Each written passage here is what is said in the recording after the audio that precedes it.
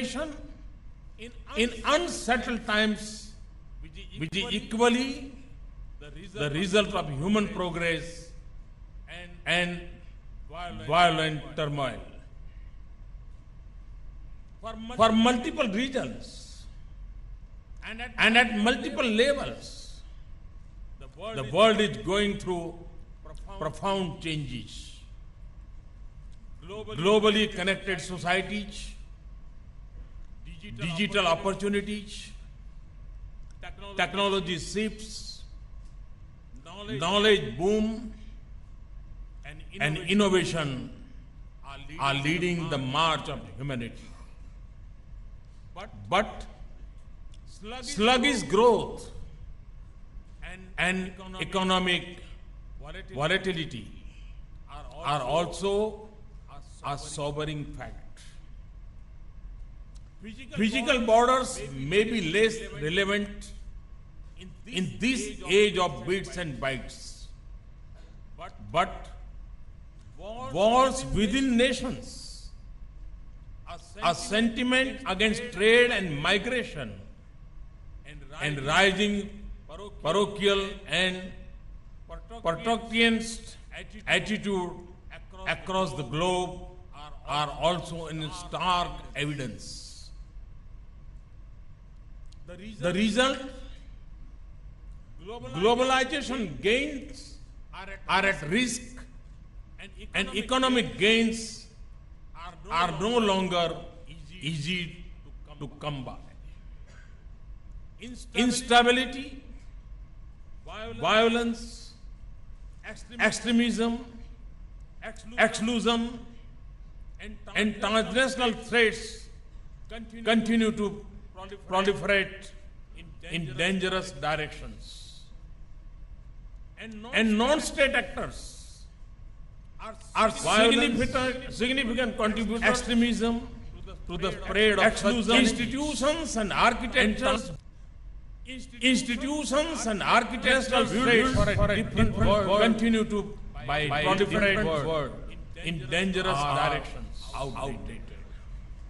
And non-state posing a barrier to effective significant contributors to extremism at the world begins. Institutions and architectures a quarter century after. Institutions and architectural traits for a different world continue. The dust not yet settled on what has replaced it. Non-state posing a barrier. The political and military power is diffused and distributed. The multipolarity of the world and an increasingly multipolar Asia is a dominant fact today. And we welcome it because it captures the reality of the rise of many nations. It accepts that voices of many, not views of a few, should shape the global agenda. Therefore, we need to guard against any inclination that promotes exclusion, especially in Asia. The focus of this conference on multilateralism with multipolarity is thus timely. Friends, we inhabited a strategically complex environment. In the broad sweep of history, the changing world is not necessarily a new situation. The crucial question is, how do nations act in a situation where the frames of reference are shifting rapidly? Our choices and actions are based on the strength of our national power. Our strategic intent is shaped by our civilizational ethos of यथार्थवाद, realism, सहअस्तित्व, coexistence, सहयोग, cooperation तथा सहभागिता, partnership. This finds expression in a clear and responsible articulation of our national interests.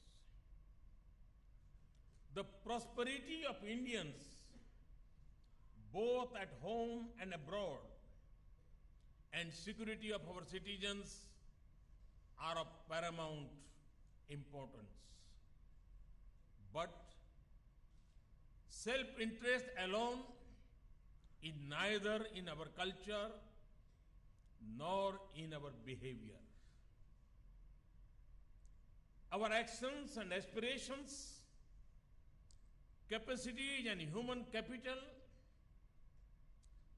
democracy and demography, and strength and success will continue to be an anchor for all-round regional and global progress.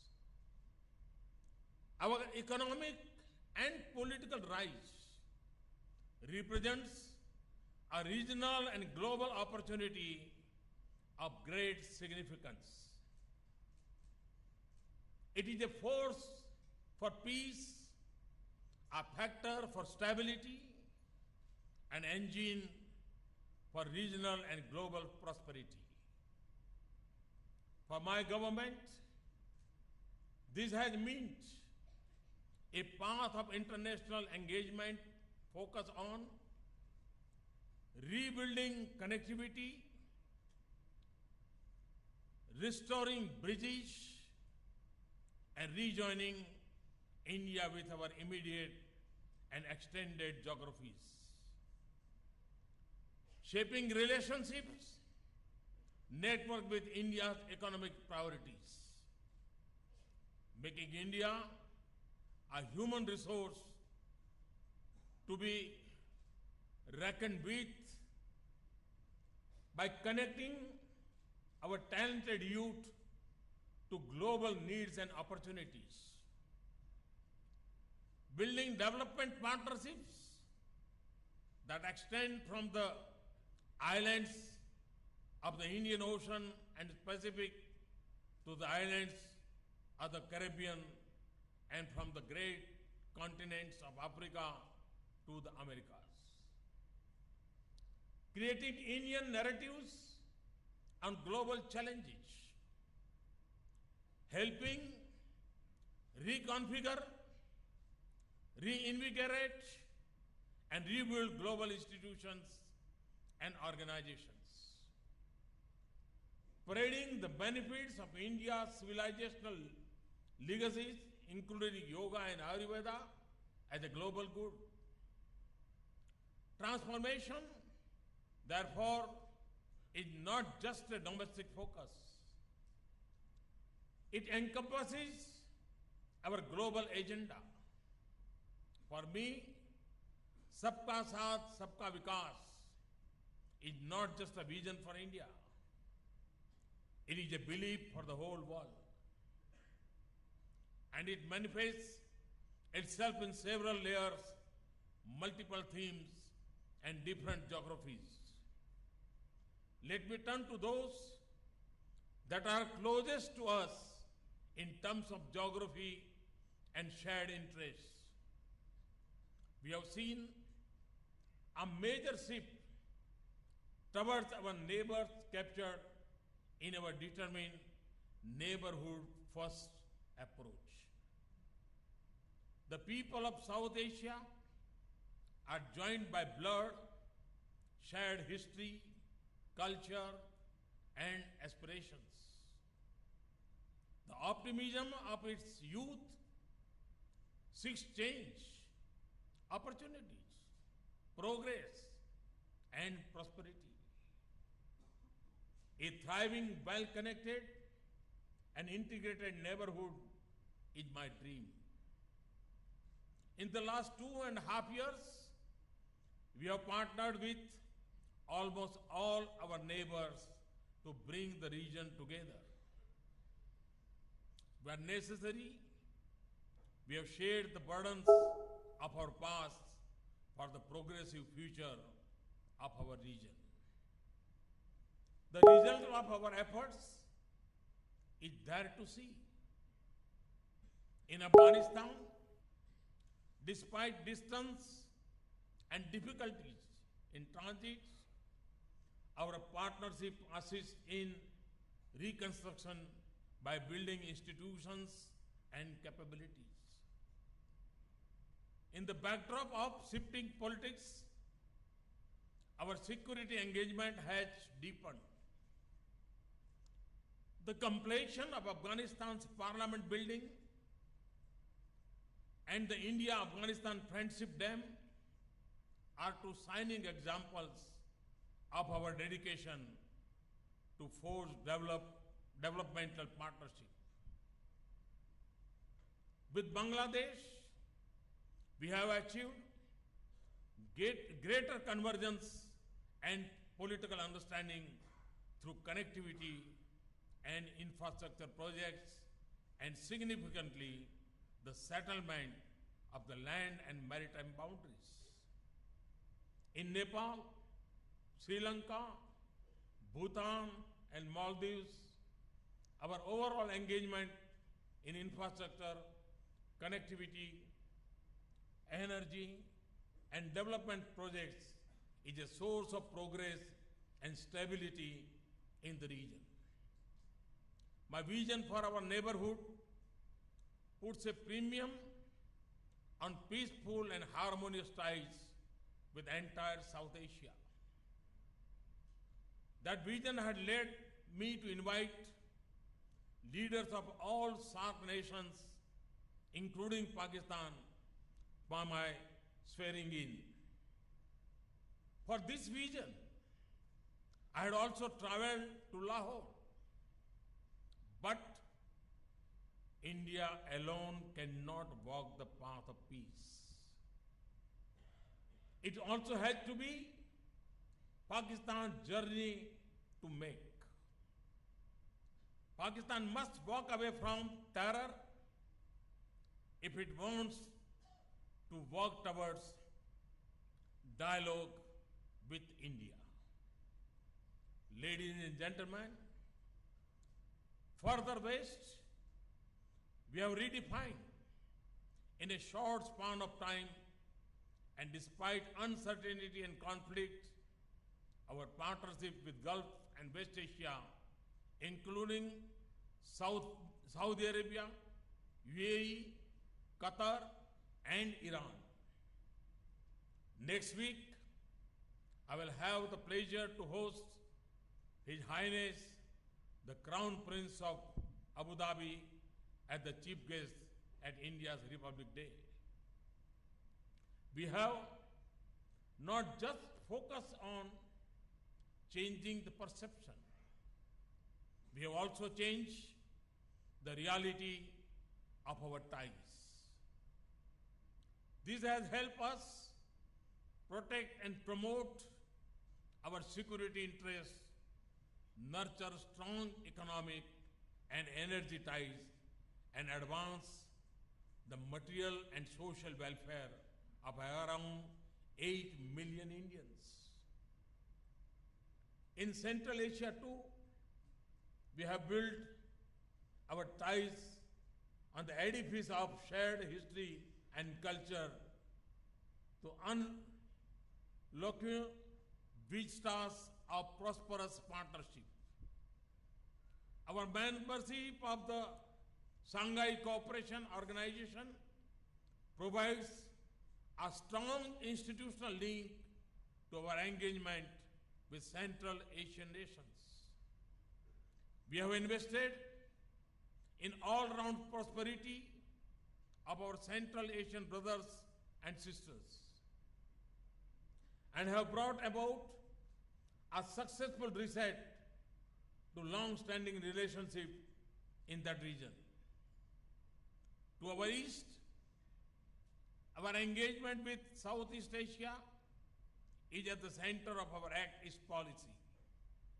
We have built a close engagement with the institutional structures in the region, such as the East Asia Summit. Our partnership with ASEAN and its member countries have served to enhance commerce, technology, investment, development, and security partnerships with the region. It has also advanced our broad strategic interests and stability in the region. In our engagement with China, as President Xi and I agreed, we have sought to tap the vast area of commercial and business opportunities in the relationship. I see the development of India and China as an unprecedented opportunity for our two countries and for the whole world. At the same time, it is not unnatural for two large neighboring powers to have some differences. In the management of our relationship and for peace and progress in the region, both our countries need to show sensitivity and respect for each other's core concerns and interests. Friends, prevailing wisdom tells us that this century belongs to Asia. The sharpest trajectory of change is happening in Asia. There are large and vibrant pools of progress and prosperity spread across the landscape of this region. But rising ambition and rivalries are generating visible stress points. The steady increase in military power, resources, and wealth in the Asia Pacific has raised the stakes of its security. Therefore, the security architecture in the region must be open, transparent, balanced, and inclusive, and promote dialogue and predictable behavior rooted in international norms and respect for sovereignty. Friends, over the past 2.5 years, we have given a strong momentum to our engagement with the United States, Russia, Japan, and other major global powers. With them, we not only share a desire to cooperate, we also hold converging views on opportunities and challenges that face us. These partnerships are a good fit with India's economic priorities and defense and security. With the United States, our actions have brought speed, substance, and strength to the entire spectrum of engagement. In my conversation with President-elect Donald Trump, we agreed to keep building on these gains in our strategic partnership.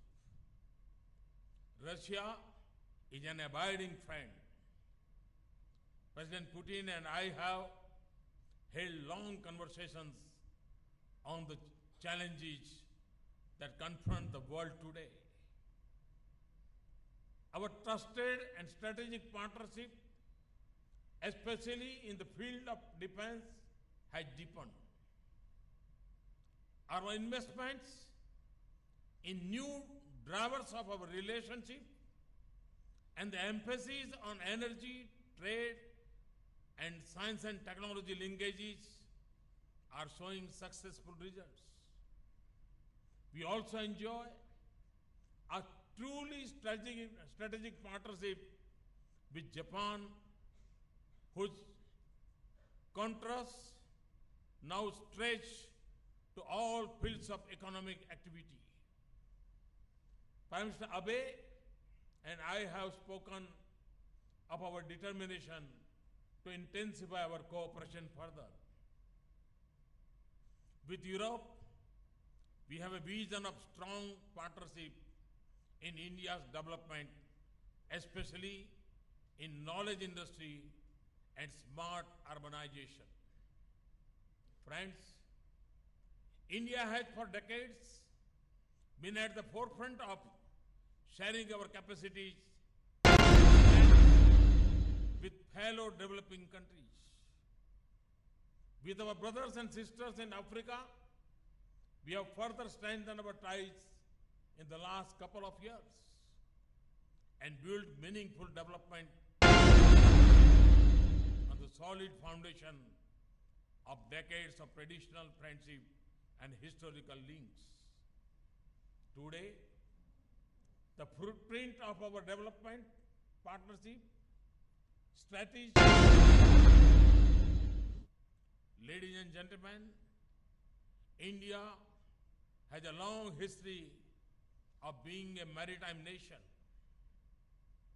In all directions, our maritime interests are and significant. The arc of influence of Indian Ocean extends well beyond its littoral limits. Of Sagar, security and growth for all in the region is not just limited to safeguarding our mainland and islands. It defines our efforts to deepen economic and security cooperation in our maritime relationships. We know that convergence, cooperation, and collaboration will advance economic activity and peace in our maritime region. We also believe that the primary responsibility for peace, prosperity, and security rests with those who live in this region. Ours is not an exclusive approach, and we aim to bring countries together on the basis of respect for international law. We believe that respecting freedom of navigation and adhering to international norms is essential for peace and economic growth in the larger and marine geography of the Indo-Pacific. Friends, we appreciate the compelling logic of regional connectivity for peace, progress, and prosperity. In our choices and through our actions, we have sought to overcome barriers to our outreach to West and Central Asia and eastward to Asia Pacific. Two clear and successful examples of this are the tripartite agreement with Iran and Afghanistan on Chabahar and our commitment to bring online the international North-South transport corridor. However, equally, connectivity in itself cannot overdrive or undermine the sovereignty of other nations. Only by respecting the sovereignty of countries involved can regional connectivity corridors fulfill their promise and avoid differences and discord. Friends, we have shouldered the international burden of our commitments. We have led assistance and relief efforts in times of disaster.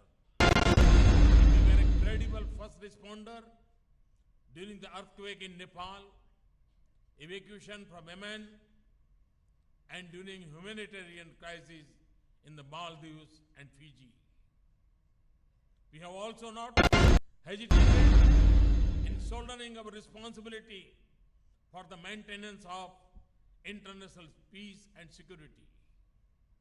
We have increased collaboration on coastal surveillance, wide shipping information, and fighting non-traditional threats like piracy, smuggling, and organized crime. We have also shaped alternative narratives on long-standing global challenges. Delinking terrorism from religion and rejecting artificial distinction between good and bad terrorism are now a global talking point.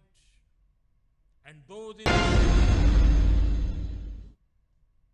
who support violence, hatred, and export terror stand isolated and ignored. On the other pressing challenge of global warming, we have moved into a leading role. We have an ambitious agenda and equally aggressive target to generate 175 gigawatts from renewable energy. And we have already made a good start.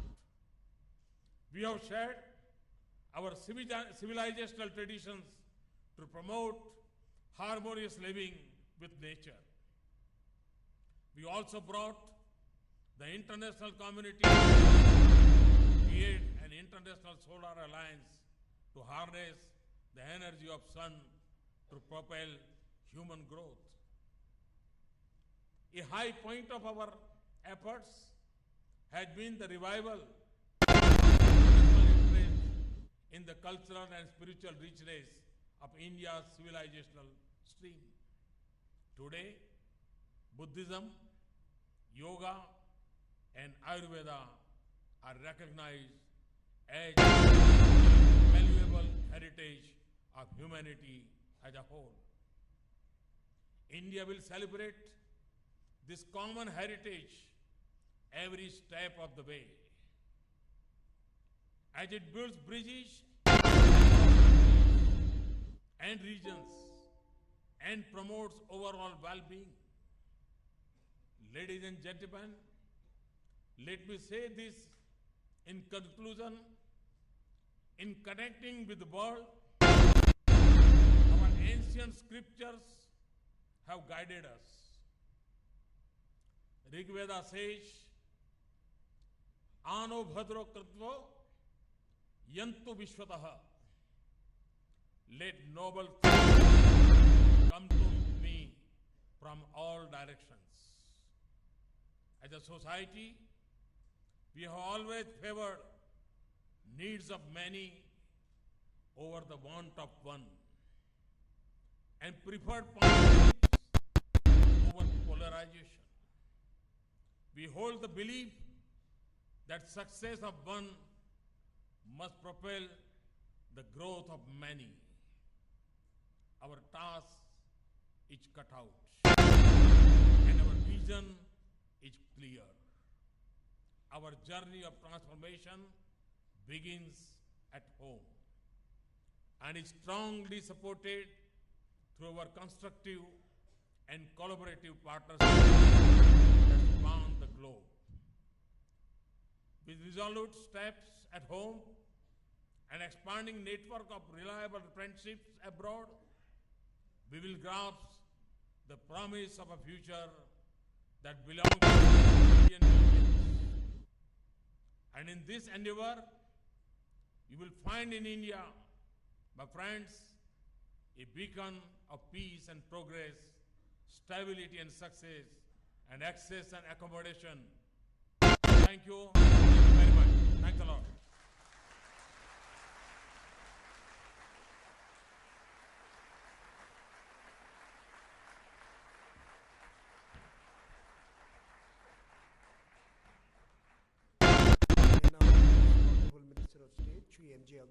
propose a vote of thanks.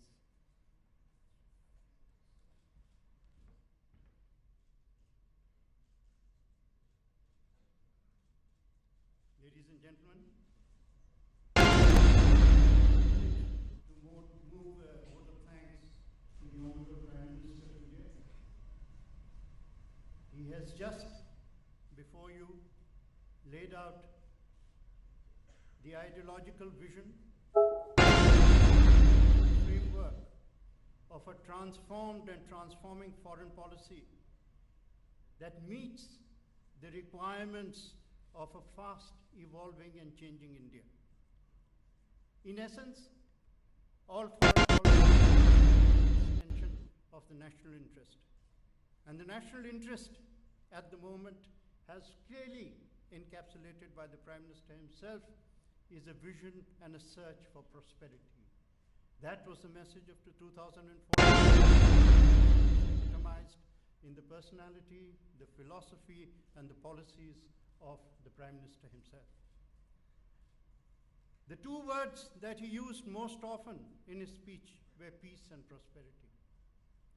They were and reflected the great and intense desire. But as he said, our vision of prosperity is a shared vision. Sabka saath, sabka vikas, and sab extends across that we look for. But this much I think we must make clear.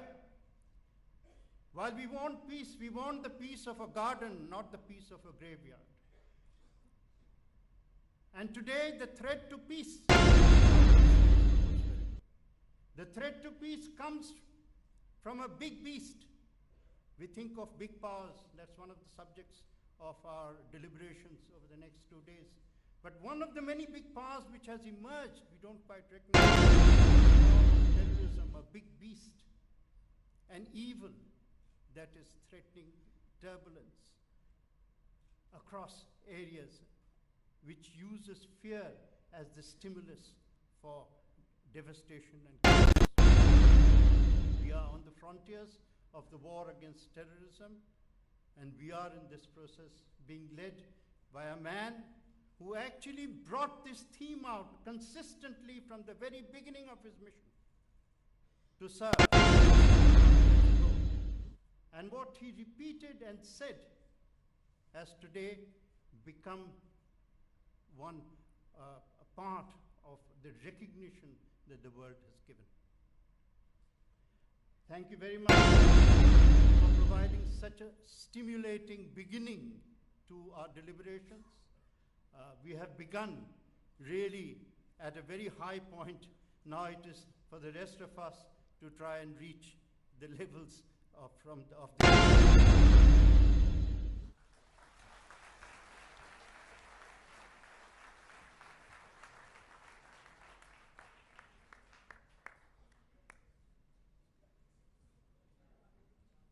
Can I request you all to remain in as the Prime Minister leaves?